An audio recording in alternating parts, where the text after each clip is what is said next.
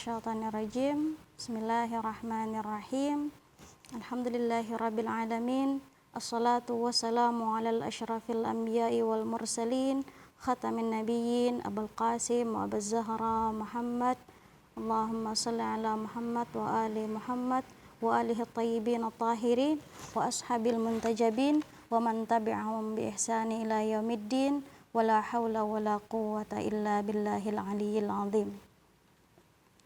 Ayyuhal hadirin wal hadirat, assalamualaikum warahmatullahi wabarakatuh. Alhamdulillah, hari ini kita sudah memasuki hari ke-16 di bulan Ramadan, yang mana sebentar lagi kita akan memasuki malam nuzulul Quran dan juga malam-malam Lailatul Qadar, yang mana pada bulan ini adalah bulan musim seminya Al-Quran. Mengapa dikatakan begitu? Dikarenakan pada bulan ini dan sebentar lagi yang akan kita peringati adalah malam di mana diturunkannya Al-Quran. Sebagaimana yang tercantum dalam Quran surah Al-Baqarah ayat 185 yang berbunyi, A'udzubillahi minasyaitonirrajim. Bismillahirrahmanirrahim. Syahrul Ramadan alladzi unzila fihil Qur'an hudal linnasi wa bayyinati minal huda wal furqan. Yang artinya Syahrul Ramadan, ya bulan Ramadan, adalah bulan yang diturunkan di dalamnya Al-Quran. Hudal linnas, ya, yang mana di situ diartikan petunjuk bagi manusia. Hudal linnasi wa bayyinati minal huda, ya, dan juga penjelasan-penjelasan yang berkaitan dengan hidayah, wal furqan, dan juga pembeda, ya, mana yang hak dan mana yang batil. Ya, di situ dicantumkan, ya, bahwa Al-Quran diturunkan di bulan Ramadan. Di surah lain juga dicantumkan, ya, dalam surah Ad-Dukhan ayat 3 yang berbunyi, A'udzubillahi minasyaitonirrajim. Bismillahirrahmanirrahim. Inna anzalnahu fi lailatin mubarakah. Yang artinya, sesungguhnya kami menurunkan Al-Quran di bulan yang penuh berkah. Ya, dalam surah lain juga disebutkan lagi yang lebih rinci kapan diturunkannya Al-Quran, yaitu di surah Al-Qadar, ya, yang berbunyi, A'udzubillahi minasyaitonirrajim. Bismillahirrahmanirrahim. Inna anzalnahu fi lailatul qadr. Ya, sesungguhnya kami menurunkan Al-Quran di malam Lailatul Qadar. Ya, dari situ kita bisa mengetahui bahwasannya Al-Quran diturunkan pada bulan Ramadan dan diturunkan ke bumi itu pada malam Lailatul Qadar, yang insya Allah akan segera kita memasukinya malam-malam Lailatul Qadar, yang mana malam-malam Lailatul Qadar adalah malam-malam yang khairum min alfi syahr, yang lebih baik daripada 1000 bulan. Ya. Nah, kemudian, ya, sebagaimana kita ketahui bersama bahwa perintah pertama yang Allah berikan, ya, pada permulaan diturunkannya Al-Quran adalah Iqra, ya, membaca. Ya, di sini kita bisa ambil kesimpulan, kita bisa ambil hikmah bahwasannya Allah memerintahkan kita untuk senantiasa membaca, ya, khususnya membaca Al-Quran. Ya, tidak mungkin Allah memerintahkan sesuatu yang di dalamnya tidak ada faidahnya, yang di dalamnya tidak ada hikmahnya, yang di dalamnya tidak ada ibrah yang bisa kita ambil. Ya, di dalamnya pasti ada kebaikan yang diberikan untuk manusia, ada pelajaran yang bisa diambil oleh manusia. Ya, sebagaimana kita tahu bahwa Al-Quran adalah kitab suci yang mana Allah menjadikannya sebagai hudalin nas, ya, petunjuk bagi manusia. Ya, kita lihat nas, ya, manusia, bukan hanya untuk muslim, ya, tapi untuk seluruh manusia. Ya, di dalamnya banyak petunjuk, banyak penjelasan mengenai petunjuk tersebut, ya, sehingga diwajibkan untuk kita membaca. Selain membaca, mempelajari, ya, mentadaburi apa yang terkandung dalam Al-Qur'an. Ya, Al-Qur'an juga di dalamnya mengajarkan kita, ya, berbagai aspek kehidupan, ya, baik dalam beribadah, ya, maupun berinteraksi sosial, ya.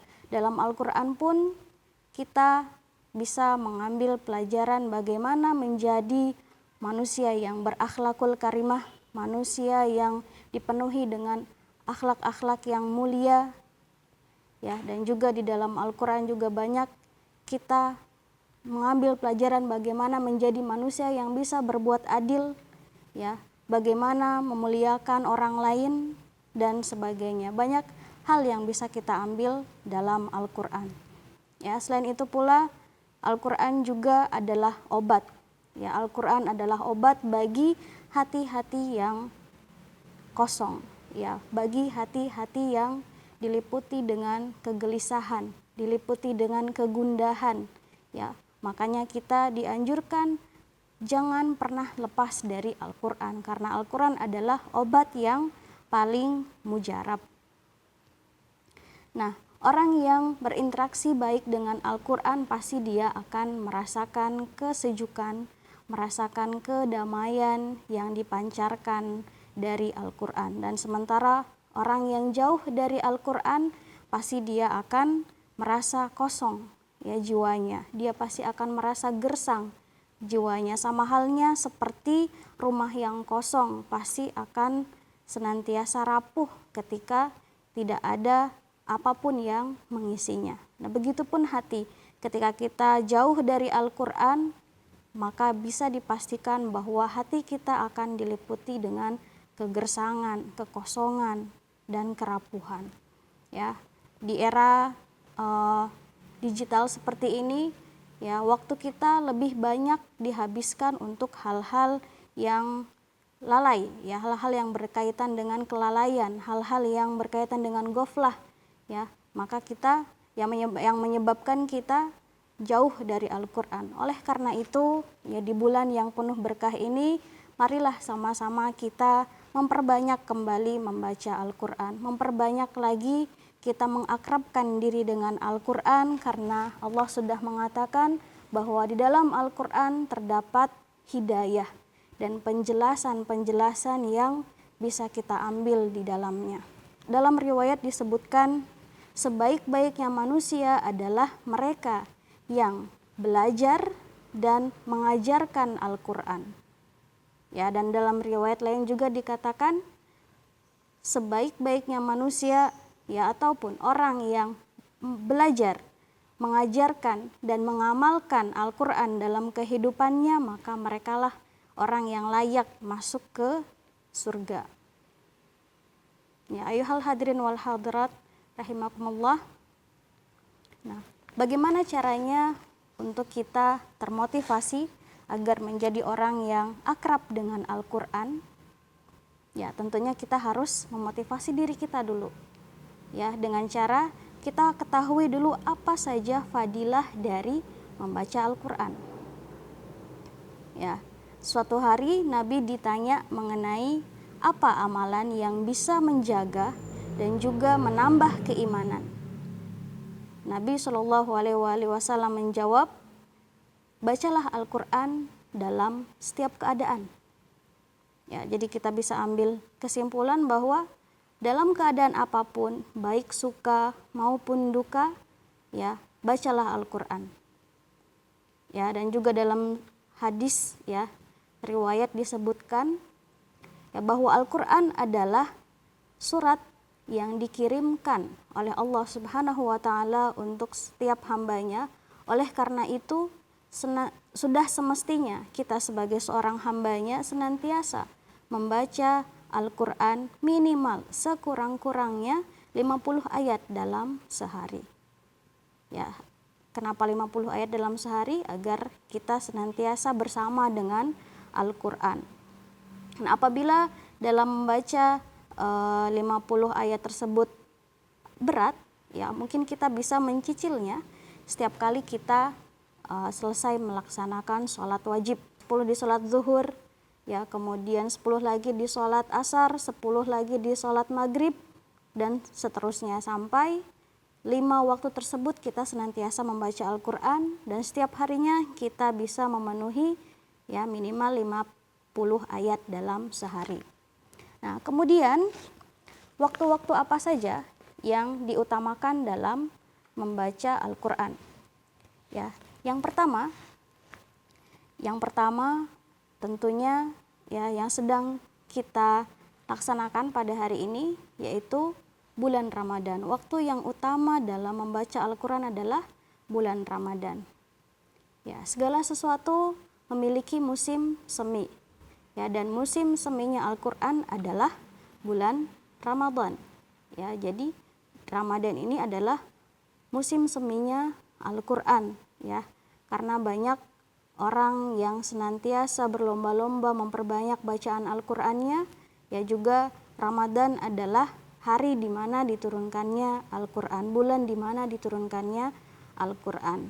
Nabi SAW bersabda, barang siapa yang membaca satu ayat Al-Qur'an, ya maka ganjarannya, pahalanya sama seperti orang yang membaca keseluruhan ayat Al-Quran di bulan lainnya. Nah, maka dari itu, marilah kita perbanyak membaca Al-Quran khususnya di bulan Ramadan ini. Ya, jangan sampai kita melewatkan hari-hari yang penuh berkah ini tanpa membaca Al-Quran. Nah, kemudian selanjutnya, waktu yang utama dalam membaca Al-Quran adalah di setiap selesai sholat wajib. Ya, seperti yang sudah disebutkan sebelumnya, untuk memenuhi ya tadi anjuran untuk membaca Al-Quran minimal 50 ayat dalam sehari, kita bisa membacanya di setiap kali kita selesai melaksanakan sholat wajib. Nah, adapun yang ketiga ya adalah di sepertiga malam. Ya, di sepertiga malam. Kenapa? Ini adalah waktu yang utama dalam membaca Al-Quran, ya karena di sepertiga malam tentunya kita bisa lebih khusyuk ya dalam membaca Al-Quran. Bukan hanya membaca, bisa juga kita mentadaburi Al-Quran. Ya, karena pada malam, ya, pada di sepertiga malam pasti ya banyak orang yang masih terlelap dalam tidurnya. Banyak orang yang masih menikmati mimpi-mimpinya, sehingga ya kita bisa merasakan ketenangan, ya, bisa merasakan kehusyuan ketika kita membaca Al-Quran. Dan yang terakhir, ya waktu yang utama dalam membaca Al-Quran adalah di setiap malam atau hari Jumat. Jadi setiap malam dan hari Jumat. Ya, kita sudah tahu bahwa ya ada beberapa surah yang memang dianjurkan dibaca di setiap malam Jumat atau di hari Jumat, dan setiap surah tersebut memiliki keutamaannya masing-masing. Ya, jadi ya, itulah beberapa waktu yang utama untuk dianjurkan membaca Al-Quran.